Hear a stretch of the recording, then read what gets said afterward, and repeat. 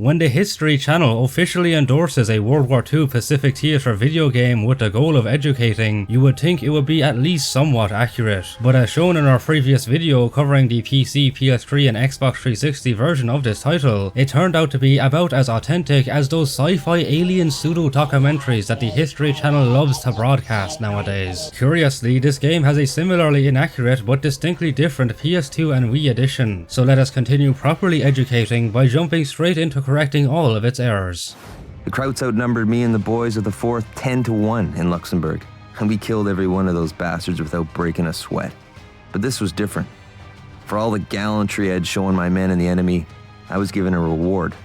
The Pacific Theater. This absolutely would and did not occur. No amount of gallantry from a 4th Infantry Division soldier fighting in Luxembourg during the Battle of the Bulge would cause him to be transferred to the entirely different theater of the Pacific. I was transferred to Major Thomas Hitchens because he was told I would be the perfect soldier to spearhead his new special ops mission codenamed Eagle Rage. No, there was no such thing as a Major Thomas Hitchens nor a Special Operation Eagle Rage. My first mission? Deliver top secret documents to General MacArthur on the other side of Corregidor. Had I been given this mission a couple days ago, I would have considered it R&R. But the enemy just jumped on us like white on rice. What? Our character just implied that he was transferred to the Pacific after the Battle of the Bulge in 1944 and 1945. So how on earth did he end up on Corregidor Island in time for the Japanese invasion there on May 5th and 6th of 1942? Is he a time traveler? Also, this objective of delivering top secret documents to General MacArthur does not even make an ounce of sense. By this point, MacArthur had already long left his headquarters on Corregidor. He was transferred out of the Philippines and to Australia in March of 1942, 2 months before the Japanese landed on the island. 1942. After joining Germany and Italy as one of the Axis powers, Japan brought a reluctant United States into World War II by destroying the fleet at Pearl Harbor. The Pearl Harbor attack occurred on December 7, 1941, not 1942. In addition, the US Pacific Fleet at Pearl Harbor was not outright destroyed in this attack, although the primary targets of the 8 battleships present were sunk or heavily damaged. 4 of these were later salvaged and returned to service. The vast majority of the fleet's other ships, including cruisers, destroyers and submarines, went undamaged, with the few that were mostly receiving repairments afterwards too. No aircraft carriers were attacked either, as they were not in port at the time. Following that attack, the Japanese accomplished a seemingly unending series of victories across the Pacific. One of these was in the Philippines, where they drove the Americans off the central island in a matter of weeks. Again, the narration is exaggerating the accomplishments of Japan. It took the Japanese 4 full months to completely capture Luzon, the central island of the Philippines. Although yes, technically that is 17.5 weeks, the terminology "in a matter of weeks" indicates a much shorter period of time and thus is misleading. The United States flags in-game appear to be low-poly modern 50-star versions, rather than the 48-star one used during World War II.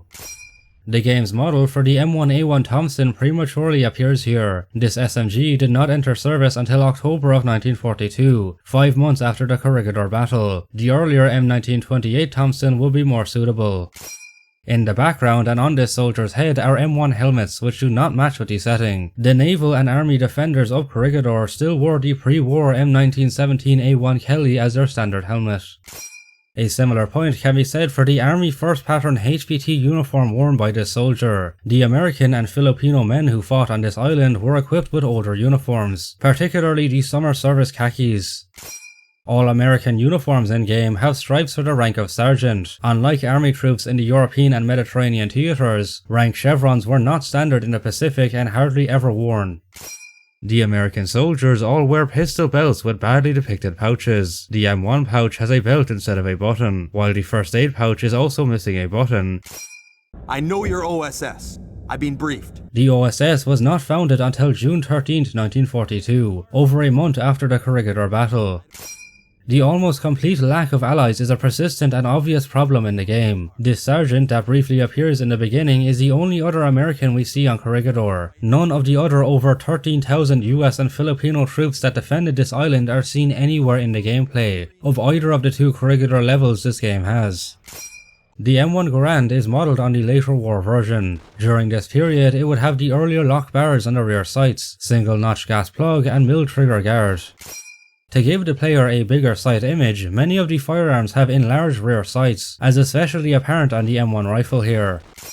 The player character always cocks his firearm whenever taking it out and doing a partial reload. This would be unnecessary and for closed bolt weapons would just cause the chambered bullet to eject, but even this fails to occur.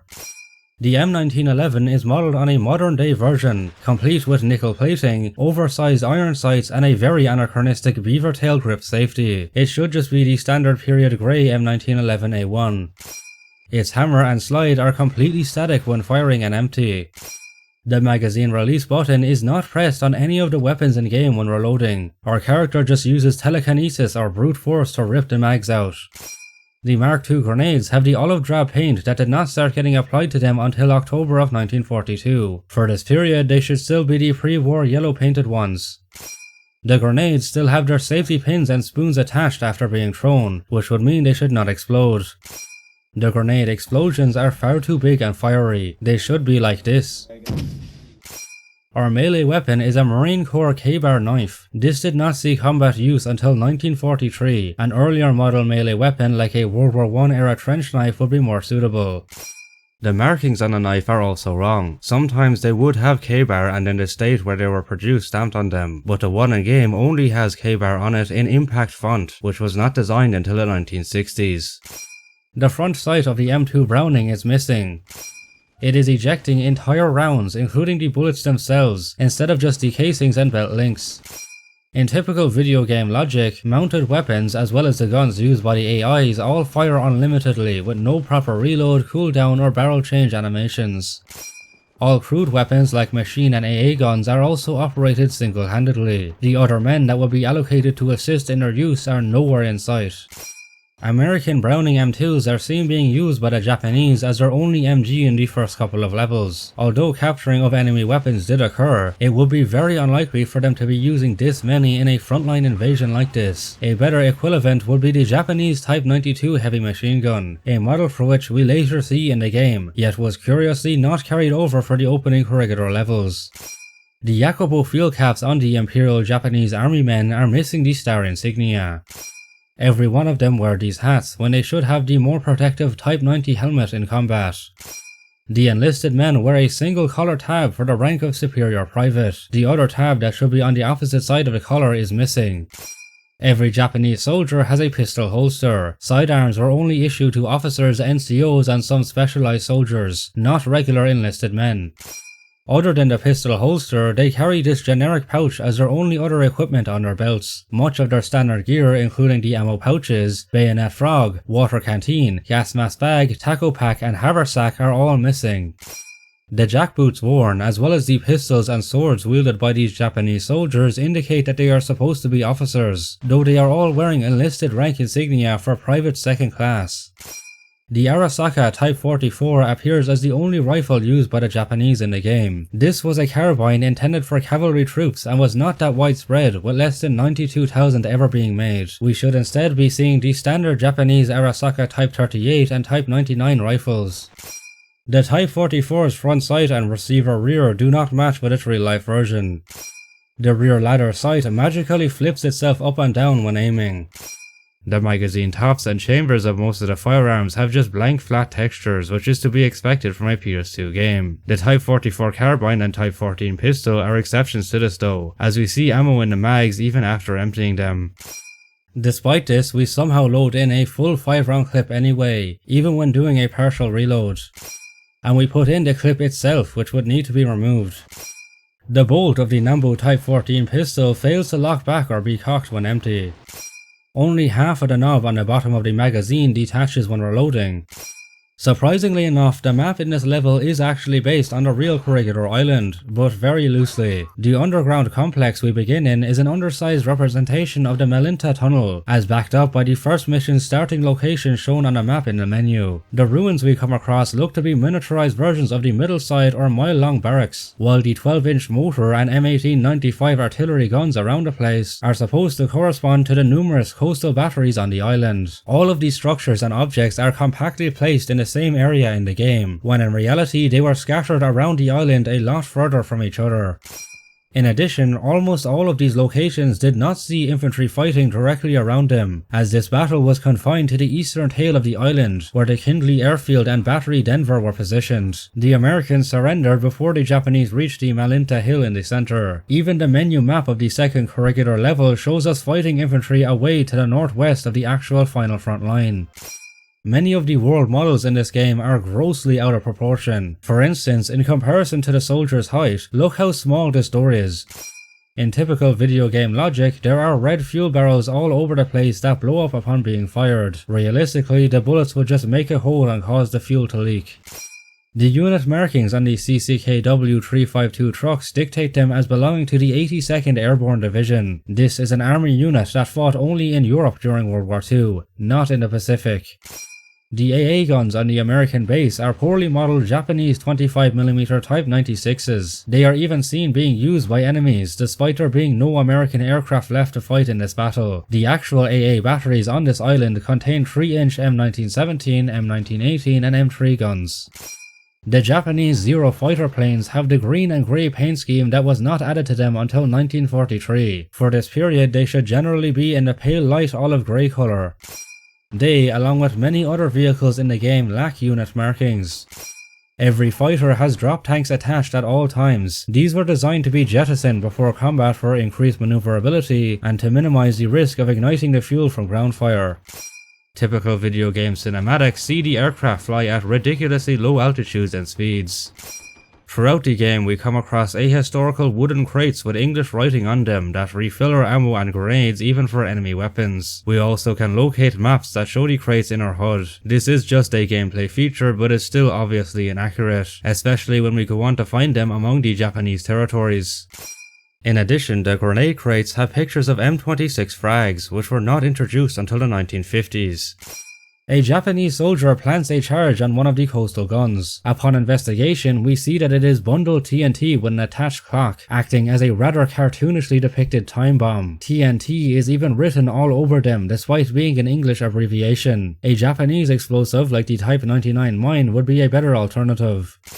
We fight our way to the non-historically present General MacArthur in a patrol torpedo or PT boat. The only US Navy unit equipped with PT boats in the Manila Bay area was Motor Torpedo Boat Squadron 3. It was this squadron's vessels that notably evacuated General Douglas MacArthur and his party from Corregidor, but as aforementioned, that occurred in March of 1942. By the time of the Japanese infantry landings on Corregidor in May, all remaining PT boats of the squadron had been sunk or scuttled.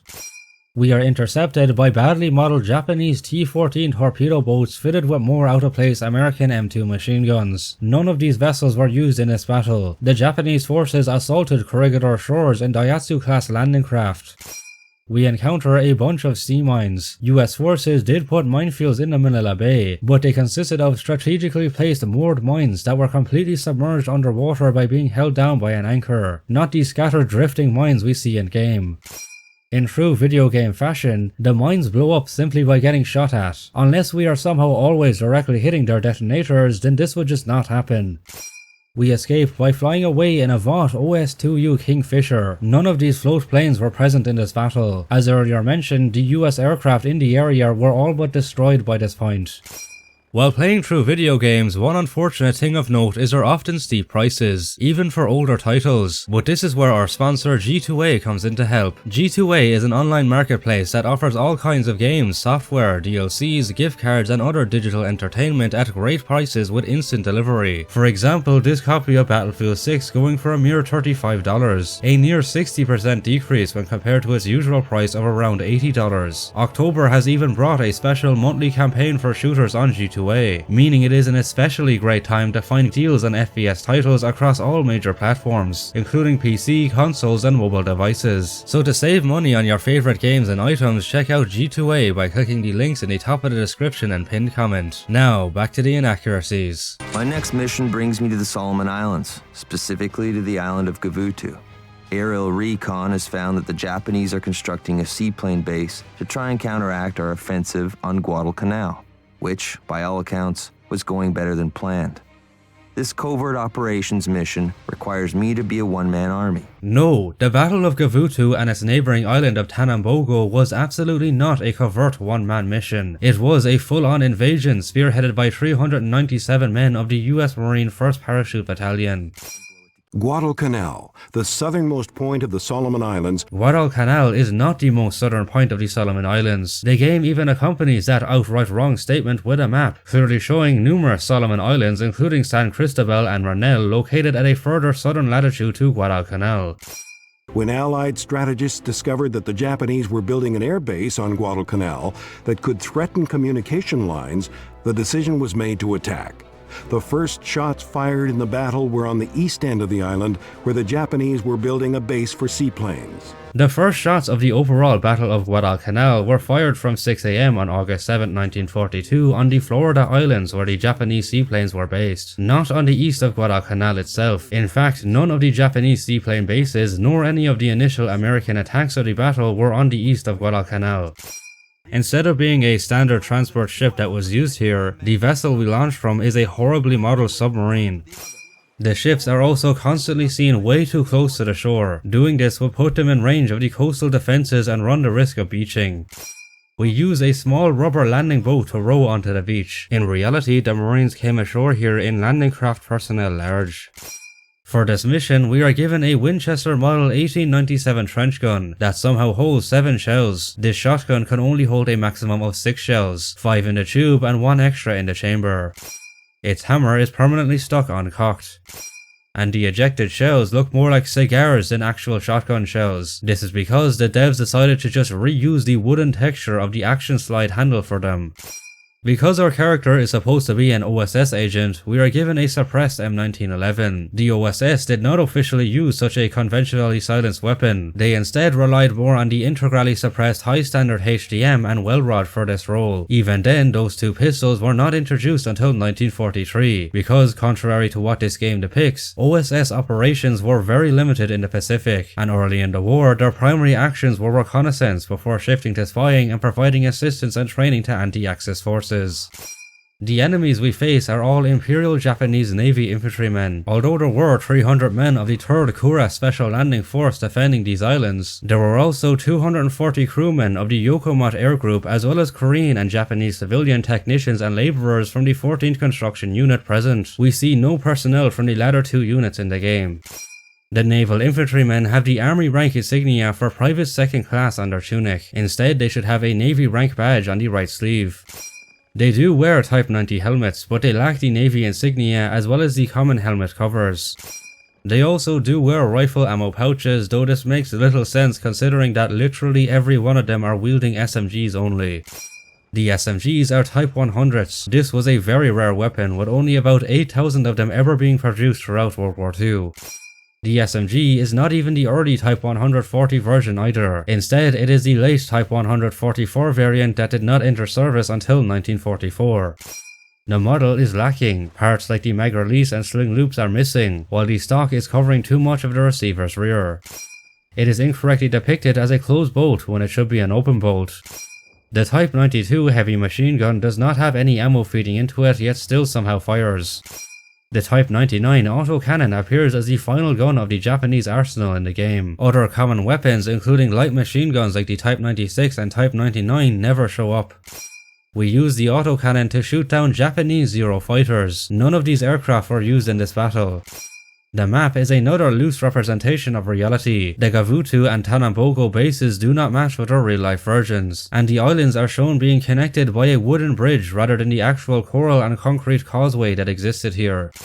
The seaplanes we have to destroy are Aichi M6A Sirans. These did not first see combat use until 1945. The actual Japanese seaplanes present here encompassed A6M2N roof fighters and Kawanichi H6K Mavis flying boats. The TNT charges we plant are just the same cartoonish time bombs that the Japanese use in the game. Actual US TNT charges used during World War II look like this.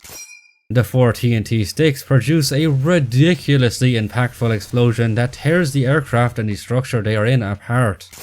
Blowing up the seaplane base on Tanambogo was never actually an objective of the ground forces in this battle. The Japanese seaplanes and facilities on the islands were bombarded by American dive bomber aircraft and naval guns prior to the Marines' assault.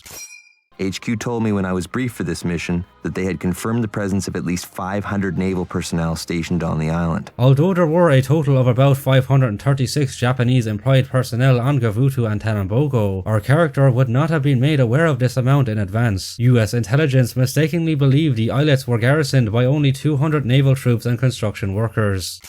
The mission ends with us leaving the islands to the Japanese immediately after blowing up the seaplane base, as if the whole operation was just a quick raid. This battle was a lot more extensive in reality and ended with the islands being fully captured by American forces. The fight lasted 2 days from August 7th to the 9th and saw various other supporting units from the 1st and 3rd battalions of the 2nd Marine Regiment arriving throughout. Among them were also Stewarts of the 2nd Tank Battalion, who made history here by performing the first ever tank assault of the Marine Corps.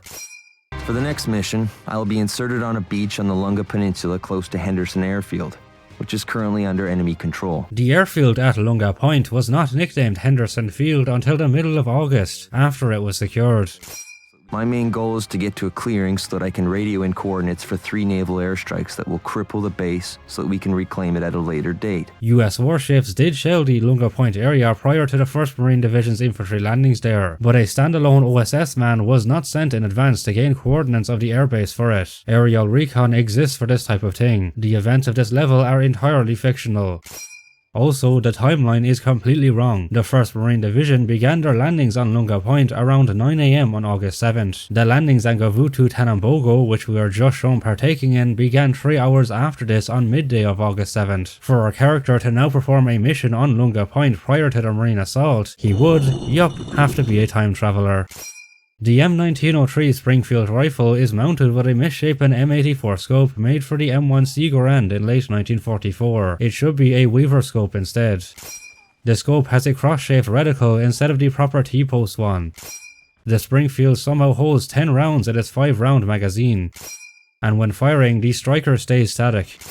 We should not be fighting a large opposition of enemy infantrymen for this airfield. The Japanese units stationed there were of the 11th and 13th construction units. They had fled miles east after being heavily bombarded before the Americans came ashore. The 1st Marine Division quickly captured the airfield with scarce resistance and a few prisoners taken. All of the Japanese army men are suddenly wearing tons of foliage camouflage. Although some did improvise ghillie and grass suits like this, the vast majority would just be wearing regular field uniforms. Again, the landscape of the map looks off. The airfield and its surrounding area in particular does not match with its real-life version. The walkie-talkie we use to call in the extremely close naval strike is an awful-looking model. It barely resembles a proper SCR-536. Also, the SCR-536 only had an estimated range of 1.5 kilometers of ground and 5 kilometers over sea. Suffice to say, it's unlikely we will be able to use this radio deep in enemy territory to communicate with naval ships offshore or with the aircraft flying hundreds of miles per hour that we talk to in a later mission. The naval bombardment sees 3 invisible shells landing with pinpoint accuracy on the visible structures of the airfield. World War II era naval gun shells were not guided missiles with precise accuracy. They would also produce much larger explosions than what we see in game. The battle for Guadalcanal was fought over the course of 7 months. No, it was not. The Battle of Guadalcanal lasted from August 7, 1942 until February 9, 1943. That is a total of 6 months and 2 days. Our next mission brings us to Papua New Guinea, specifically the Battle of Milne Bay in August of 1942. Well, I must say, the General is mighty pleased with the performance of the Red Eagle Group so far. This soldier is supposed to be an Australian, judging by his accent. This would make sense as the vast majority of the Allied defenders at Milne Bay consisted of Australian Army and Air Force units. The Australian in the cutscene, however, is wearing another US Army 1st Pattern HVT uniform with an M1 helmet and pistol belt. This artwork by Michael Akkerman shows what a correct Australian soldier would look like in game, with the khaki drill uniform, Pattern 1937 web equipment, and iconic slouch hat. On the wall behind the soldier are American M1 Garands and another anachronistic M1A1 Thompson. Instead, there should be standard Commonwealth weapons like the Lee Enfield rifle and Bren light machine gun. Your work here and these documents are definitely helping the offensive in the area. What offensive? The Allied forces in Milne Bay were holding defensive positions when the Japanese attacked.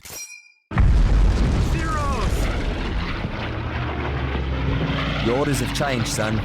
If the enemy is on this island, that means we need to expedite our plans. Take these papers and get off the island at once. By the time of the attack on Milne Bay, the Japanese had already been occupying and fighting over large parts of the New Guinea island for months. This soldier should not be talking as if the entire island is only now being invaded.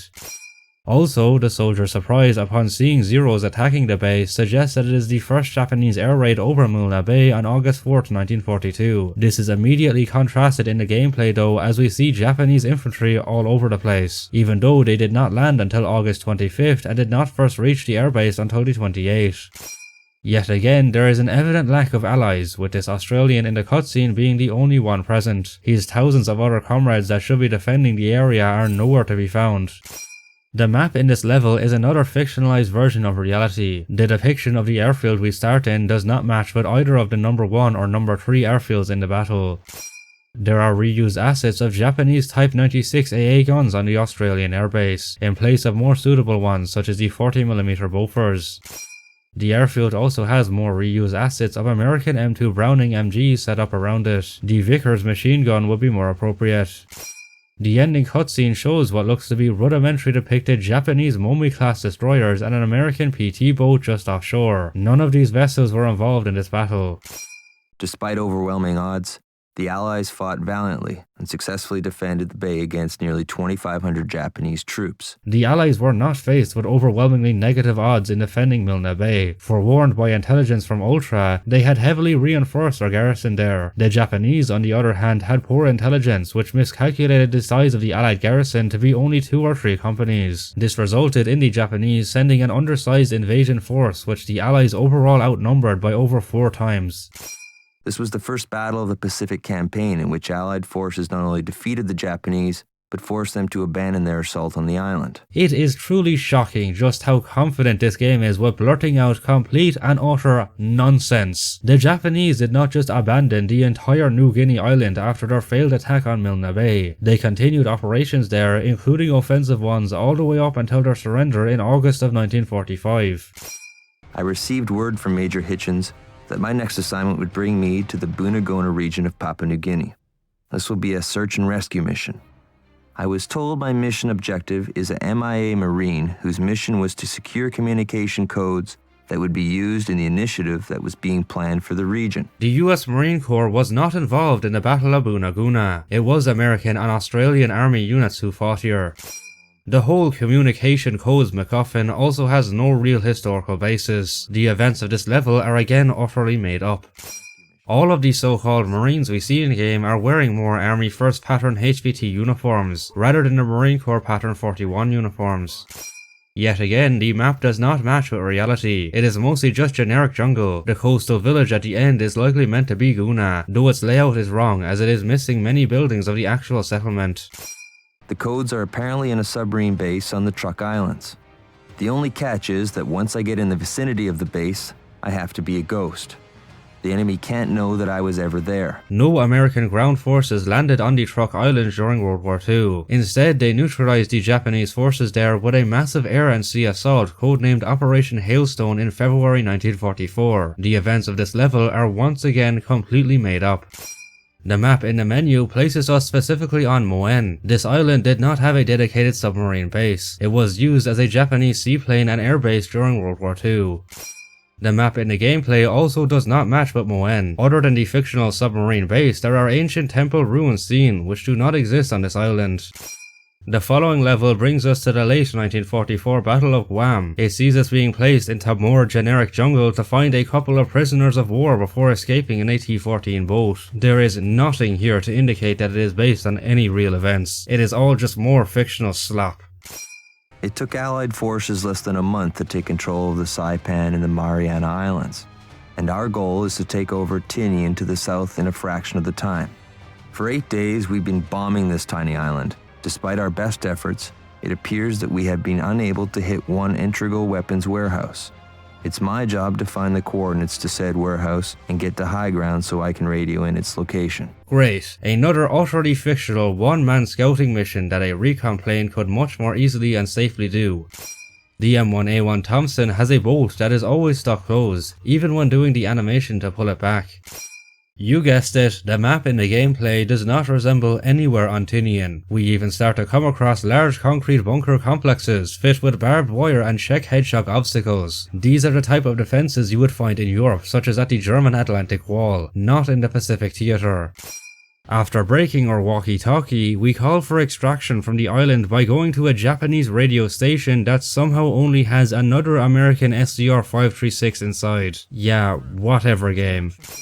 That's Mount Suribachi, and we plan on taking that beautiful spot of rock starting at noon tomorrow. The US Marine infantry landings on Iwo Jima began on February 19, 1945 at 9 AM, not noon. That's the problem you're gonna take care of. Our bombardment hasn't been able to soften the island's defenses.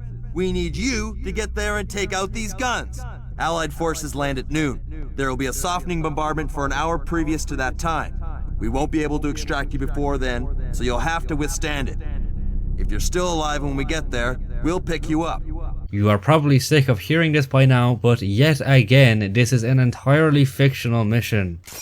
The map also, again, does not match with reality. There are a bunch more out-of-place headshock obstacles all over the place, and although the volcanic ash and bombing of Iwo Jima did mean the island was barren, it was not to the level seen in game where there is almost no greenery. We encounter enemy minefields marked with a bunch of these ahistorical signs. The writing on the bottom of them is even upside down. Actual Japanese mine signs in World War II look like this. Instead of being any appropriate Japanese ones, the artillery pieces we destroy turn out to be reused assets of American M1895 guns from Corregidor.